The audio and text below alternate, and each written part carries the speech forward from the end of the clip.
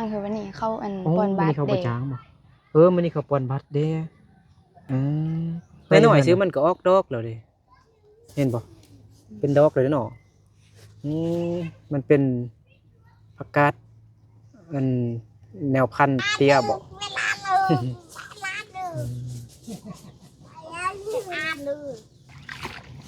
ผักกาดบ้านของนุชคือสิเย็นดีพี่ มองง่ายโอ้ยเมาเหล้าบ่นึกเมาเหล้าแล้ว18 โลจริงนี่เขา2 โลเนาะเมื่อ ป วาน ระ นี้ มา น้อ ณ งนุช 2 อาทิตย์ 2 อาทิตย์เนาะ18 โลแม่นบ่คุ้มอยู่นะ2 อาทิตย์นะ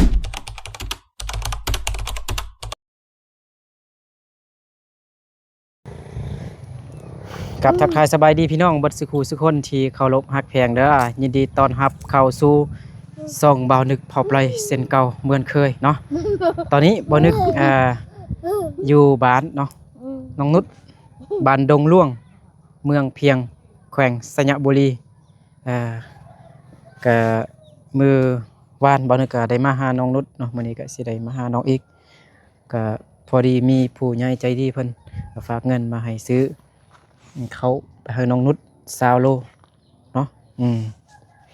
แล้วก็เงินก็ยังเหลืออยู่ก็สิไปมอบให้น้องนุชเนาะเพราะว่าเมื่อวานนี้น้องนุชก็ว่าบ่มีเขา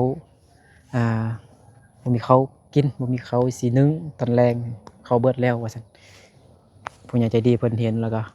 เลยสงสารดีต้นฝากเงินมาซื้อข้าวให้น้องนุชเนาะ20 กิโลเนาะ20 โล20 โลพี่น้องเนาะข้าวสารโล 15,000 กีบ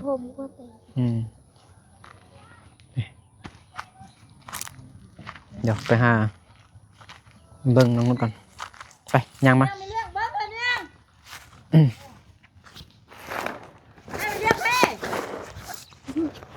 มายังฮะเอิ้นผู้บ่าวบ่เห็นหรอกเอิ้นลาดสบายดีสบายดี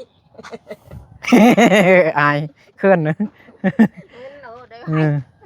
เห็นบ่เห็นปลา2 คนงามบ่เห็นบ่ผู้สาวน้อยกำลังนวดกันอยู่เนาะมายังเอ้าคือว่าแกะขี้ดังอยู่ซั่น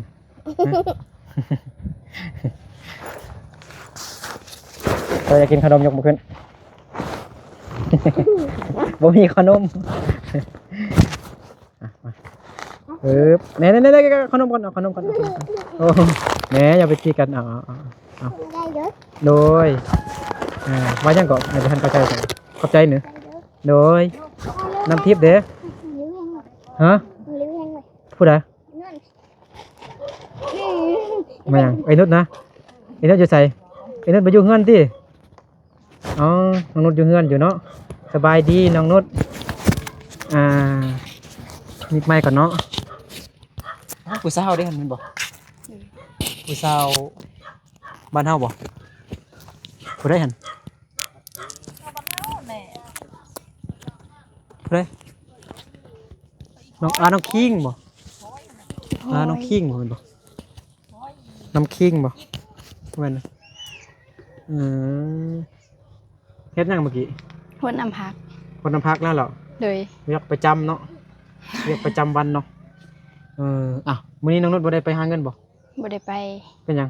บ่มีบ่อนไปบ่เข้าบ่จ้างบ่เข้าไปจ้างคือวันนี้เข้าอันปอนบาทเด้เข้าบ่จ้างบ่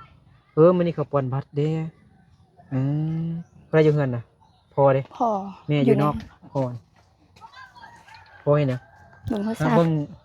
ข่าวบ่สบายดีพ่อน้องนุชสบายดีโอ้ยเบิ่งนั่งอยู่บ่โอ้ยเบิ่งนั่งก็นอนเบิ่งนั่งอยู่เด้คักแท้เฮ็ดหยังกินมื้อแลงว่าสิเก็บผักลวกเก็บผักอีกแล้วไผใส่ผักเนาะลองพา FC ไปเก็บบ่รู้อยู่ไสอยู่ตามนี่บ่อยู่ข้างในอยู่ในสวนอยู่ในสวนบ่เก็บผักกาดไปเบิ่งดูฮะเก็บผักกาดน้อยๆหั่นนะเลยอ้าวสิพอกินอยู่บ่เนาะ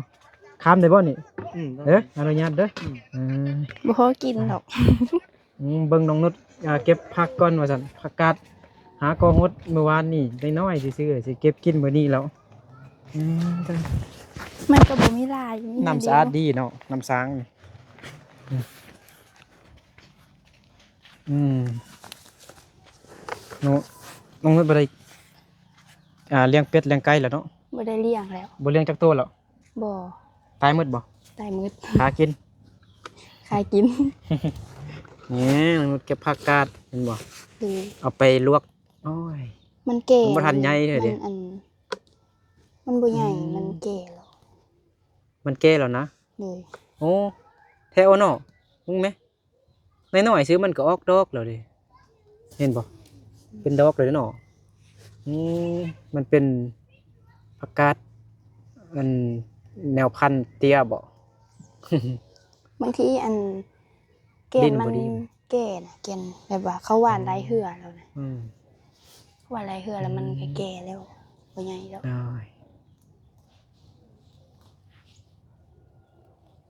บ่มีหยังกินเลยเนาะจำเป็นเนาะ ลวก เก็บ ผัก เอา จำเจียวกินกระแสบก็ เดี๋ยวอืม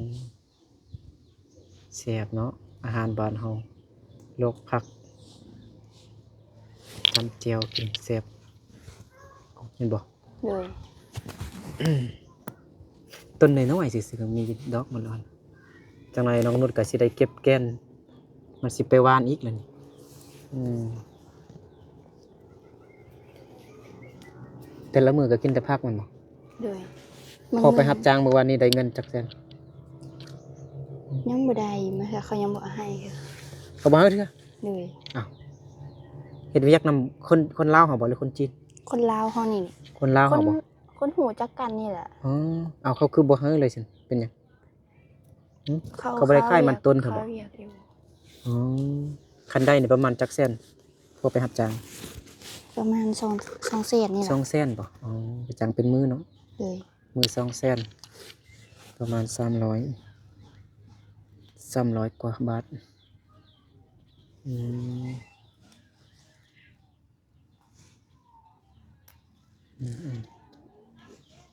อันนี้ใบขี้เหล็กนี่ก็กินได้เลยนี่เพิ่นบอก แม่น ใบขี้เหล็กนี่บอก FC เคยกินบ่นี่ต้องมาปลูกอืมคันบ่มีผักอยู่หลังอยู่หลังบ้านนี่สิเก็บมากินสิเอามันยัง ไป กิน เก็บอยู่แคมน้ำเพียง แกงน้ำเพียง เลยมีหลายอยู่ โอ้ไปลักประกาศเข้าเนาะ บ่ บ่แม่น มัน เด้อ มีฮักตามแคมหน้าแหละ อ๋อ เมื่อก่อนน้องก็ไปเก็บมา มีหลายอยู่ก็ พักอันก็เคยไปเก็บกับซาวลีเทื่อนึง พักไข่เขียด เข้านี่มันอยู่ตามแคมป์แบบอยู่ห้วยเลยนะอยู่แคมป์ห้วยเลยนะก็มีฮอดผักอะไรอย่างผักหอมผักหอมลาบกันกำมันนะนี่มันจะไล่มาตามแม่น้ำเขาปลูกอยู่ทางบนนะอยู่เหนือไล่มาตามกระแสน้ำปิดเกาะตามตาฟังเกิดขึ้นมันบ่มีแต่ผักกาดได้อยู่แคมป์น้ำเพียงมีผักหลายชนิดอยู่ผักเพชรผักกาดผักผักคุม ผักขมผักอิหยังได ผักตำลึง พึก ผัก ก็มีก่อผักพึกมันเขาปลูกอยู่เนื้อเพิ่นมันจะไหลแก่นมันไหลมาแล้วมันจะออกอยู่ตามฝั่งแคมฝั่งแม่น้ำ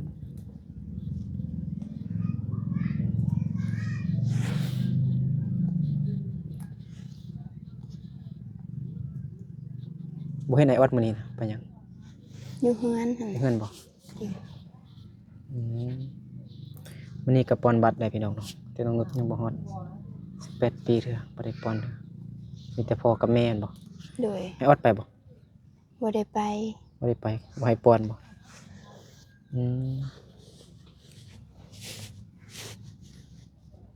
เอ้าแล้วเอาเงินอยู่ไสซื้อข้าวเมื่อวานนี้นะเพราะว่าเมื่อวานนี้น้องว่าบ่มีข้าวแล้วดิข้าวเบิดแล้ว ยืมเขาพี่น้อง เอ้ายืมพี่น้องก่อนบ่ โดย ยืมจักโลเมื่อวาน 2 โล 2 โล2 โลไอ้ซื้อมา20 โลหั่น แบกได้บ่เซาโลเขาว่าเขาอ่อนๆมาซั่นเด้เขาอยู่เฮือนแม่อันปราสาทแม่ซาเด็กน้อยขี้ดื้อเฮ็ดหยังต้นข้าวเฮ็ดหยังฮะน้ำทิพย์เด้บ่เฮ็ดน้ำทิพย์ซ้ํน้ำทิพย์ไปหยัง นอนเบิ่งโทรศัพท์หันเมื่อกี้ อ้าวบ่ได้สังเกตได้คิดว่าเห็นแต่ผู้ชายอยู่เห็นแต่ดินเด้อืม ไอ้บ้างความมันพูดที่เรื่องเลยช่วงไหนเหรอ ฮะ เวลาหนึ่งเวลาหนึ่งเวลาหนึ่งเวลาหนึ่ง ผักกาด มองถึง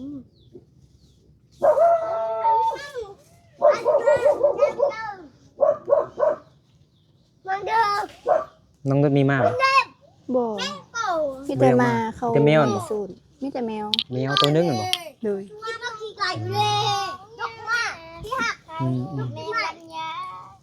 มีวันมาได้ เก็บเอาหมดเลยเนาะ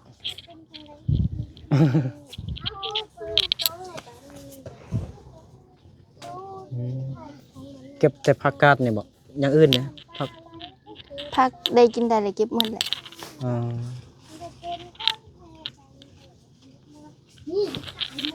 ใบมักซิดาก็ได้นะกินได้นางว่ากินได้เด้จะกินกับข้าวบ่ได้มันเป็นยา ไอ้แทงตีมือจะอายมากว่าไม่ได้กำไรเหมือนตีมือตัวเบื่อปะคนได้กำไรได้รู้ว่าแห้งกันเด้เรียนไรถึงแล้วตีมือบุกได้ มื้ออื่นได้ไปบ่หาเงินบ่มื้ออื่นไปหาเงินบ่ บ่ฮู้ ไปหาเงิน ว่า ไปจ้างเงินบ่ ไปจ้างใส่ คันเขาชวนไปก็ไปเนาะก็มีคนให้ไปก็ไปนอนบ่คนจ้าง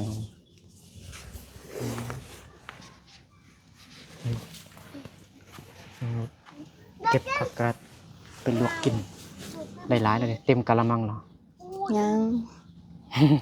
หมดนี่เต็มอยู่บ่ ไอ้น้องไม่ได้ก่อนนะ มันสิเป็นดอกแล้วนี่ เฮ้ยเป็นปีกับโตก่อน มีแนวกิน ปีอยู่ดีกับปีน้อยอันละมาหรอปีน้อย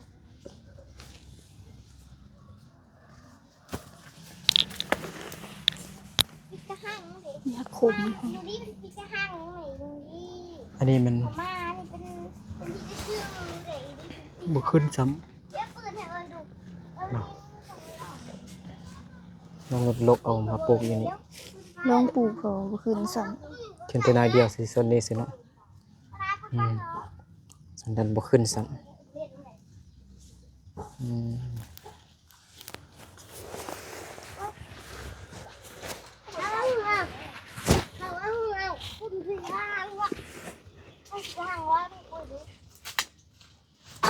โอ้ยอย่าขี้ดื้อโอ้ย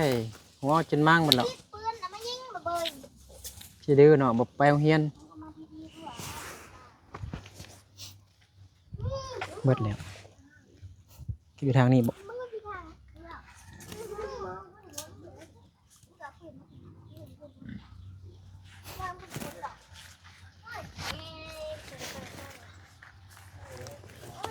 ถ้าบ่มีเขากินพี่น้องก็บ่มีเนี่ยเฮ็ดจังได๋กินหยังน้องนนท์ กินน้ำ กินน้ำเดินเขา กินน้ำแทนเขาอยากคือเก่าเนาะ อยากคือเก่าเลย วันเฮากับบ่มีเงินซื้อเขายืนพี่น้องกับบ่มีกินน้ำแทนเขานี่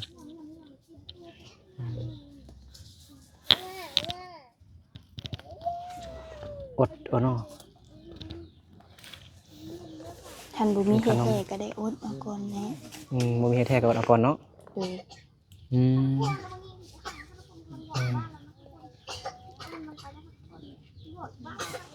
โอ้ยน้อยขี้ดื้อแท้เนาะหัวจนม้างหมดแล้วลงบ่ขึ้นต้นข้าวเขาพาน้องลงไหมเขา ลงเบิ่งหัวเอ้ยนุดม้างหมดแล้วลงฮัดเธอน่ะเจ็บละลาแล้วเด้อขี้ดื้อ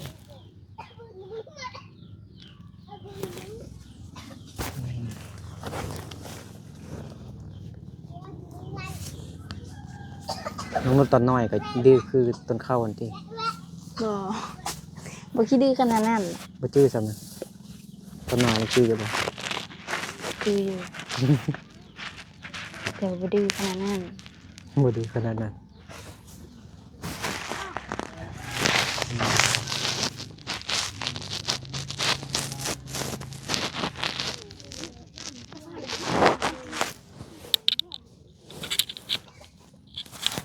มันนี้ปอนบัตรบ่ได้ไปเฮ็ดให้บ่ได้ไปจ้างเนาะแม่บ่ได้ไปพ่อก็บ่ได้ไปน้องนุชก็บ่ได้ไปอืมตอนนี้ก็เป็นเวลา5 โมงปลายแล้วพี่น้องมาหาน้องนุชค่ำตลอดคิดว่าน้องนุชไปรับจ้างแล้วมื้อนี้เป็นวิทย์จิรีอยู่ มีบ่นึกกับไปไสยะพี่น้องไปในเมืองแล้วก็ฉลองห้องน้ำน้องละมืดมือกลับขึ้นมาฮอดบ้านแล้วก็แวะมาหาน้องนุชผู้สาวยวนผู้สาวเผายวนบ้านดงหลวงเมืองเพียงแขวงไสยะอะไรพอแล้วปะพอแล้วปะ ยังบ่พอเถอะ พอเถอะ แต่ว่าบ่มีให้เก็บแล้ว เปิดแล้วเนาะบ่ล่างอย่างนี้เลยบ่ เอาไว้นี่ก่อน ไว้นี่ก่อนเอาไว้นี่ก่อนแก้ไว้ก่อน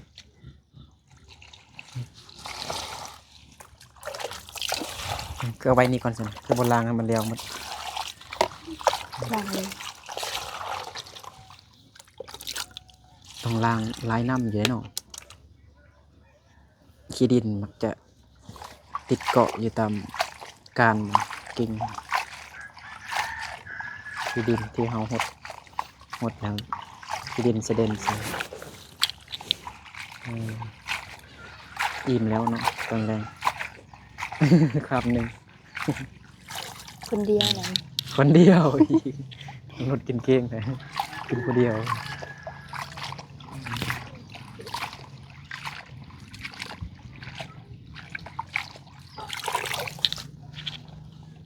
บ้านของนุชคือสิเย็นดีพี่น้อง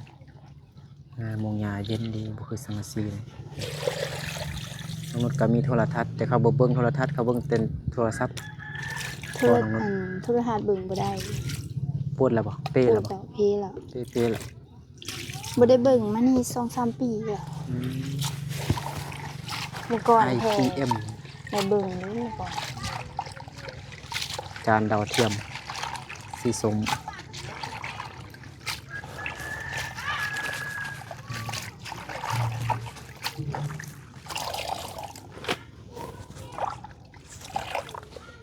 ดังไฟแล้วบ่ ยังจักหน่อยก่อน ตอนนี้มันยังฮ้อน ฮะ ว่าจักหน่อยก่อนก็ดัง ตอนนี้ยังฮ้อนอยู่ ถึงเราจะเฮ็ดกินเนาะ เลย ฮ้อนอยู่ยังดังจากน้อยก่อนจึงที่ได้พิงไฟเลย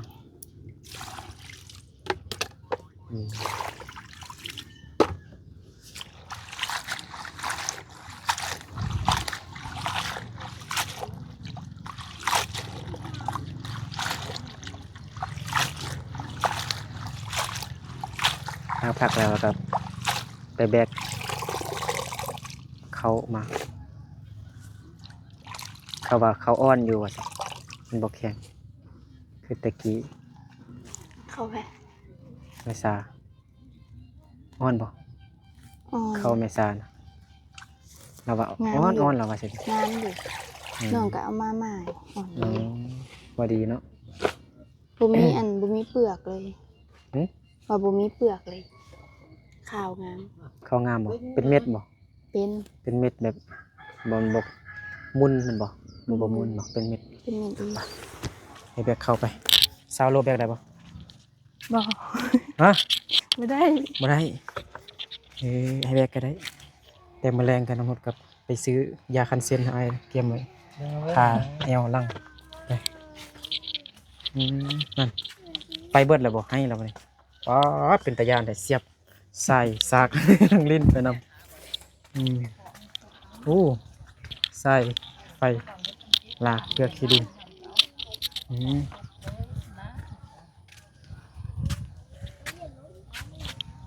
น้องนุชแบกบ่ได้บ่ครับแบก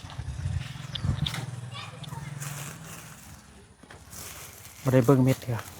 ให้เขานำไป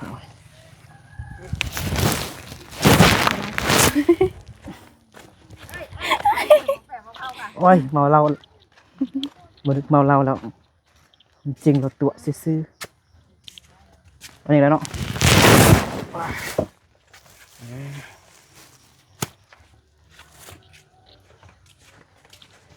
สิให้น้องนุชสัมภาษณ์บ่นึกแล้วบัดนี้ เอาสิถามหยังก็ถามสิให้น้องนุชสัมภาษณ์บ่นึกแล้วบัดนี้ใครแต่น้องนุชเอาขนมให้เด็กน้อยกันได้ไหนน้องนุชเด็กน้อยเฮ้ยนอกขนมบ่แม่นกินขนม มักไปแต่บ้านอันคนมงหลายแล้ววันนอกขนม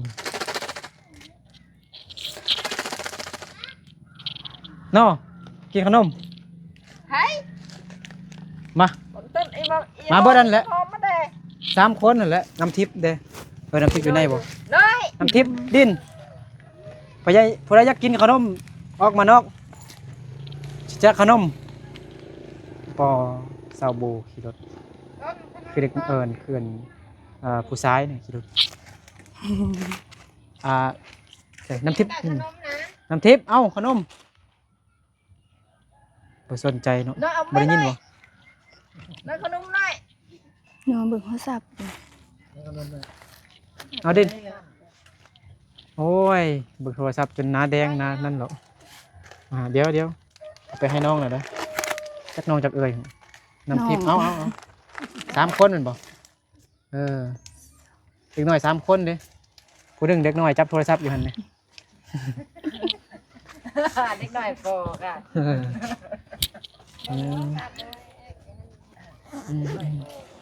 เล็กน้อยพอ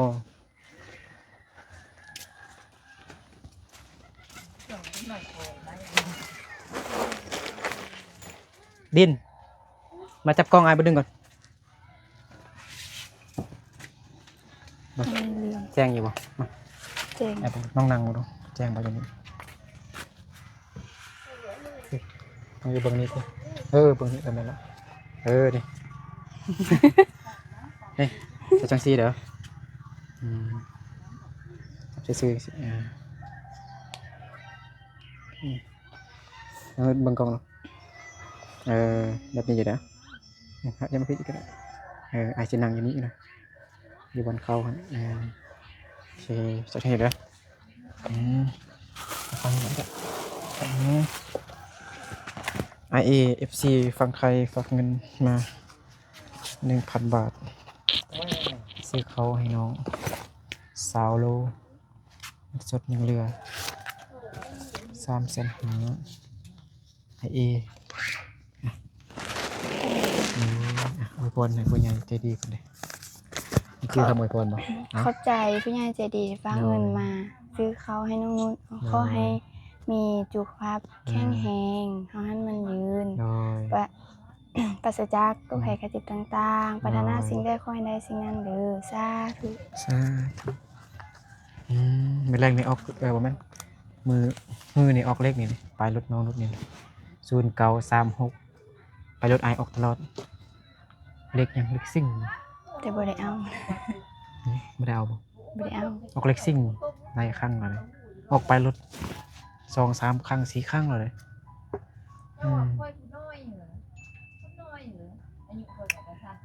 เมื่อวานผู้ใหญ่ใจดีเพิ่นเห็นคลิปน้องนุชว่าบ่มีข้าวกินมันอยู่ต้นเนาะไปฝากเงินมา 1,000 บาทให้ซื้อข้าวให้น้อง20 โลเนาะเงินเหลือก็เอาให้น้องไปโรงเรียนซื้อปืนซื้อบิ๊กซีซอก็ว่ากันไปหรือว่าสิเอาไว้เก็บไว้ซื้อข้าวนี่นะตั้งใจเรียนนุชเด้อเลย ฟังความพ่อแม่ครูบาอาจารย์ เลย ฟังความไอ้นึกได้ เลย อ่าโอเคเนาะเดี๋ยวไอ้กลับก่อนเด้อ เลย ประมาณจักมือ20 โล ประมาณ ได้ใส่นี่เข้า2 โลอย่าง18 โลเนาะ18 โลใส่นี่เข้า2 โลเนาะเมื่อ ป วาน ระ นี้ มา น้ ณ องนุช 2 อาทิตย์ 2 อาทิตย์เนาะ เลย 18 โลแมันบ่หึคุ้มอยู่นะ2 อาทิตย์นะ เลย อ้าว ประมาณ ประหยัดแท้ 15ที่บอก ครึ่งเดือนพุ่นน่ะเนาะคันเป้านึงเนี่ยเดือนปลายพุ่นแล้วเนาะ เลย แบบ เปล่า บ่ นี่ มีคนมักกินข้าวหลายบ่มีแต่น้องนุชนี่ คำใหญ่ แต่ขนาดกินลายยังจ่อยอยู่นี่เลย กินหลายก็ยังจอยอยู่หรือว่าไอ้ดิน กินลายยังจ่อยคือเก่า อืมอดทนสู้ต่อไป เลย โอเคเอาอยู่ดีไม่แห้งเบดสุขุสุขคนพี่น้องเนาะเดี๋ยวบอกนึกกลับบ้านก่อนเนาะกลับเพื่อนก่อนเนาะบ๊ายบายมนุษย์เจอกันใหม่เนาะโอ้ยโอเคเอ้ยเดี๋ยวเอาขนมให้มนุษย์กลับไปก่อนนะ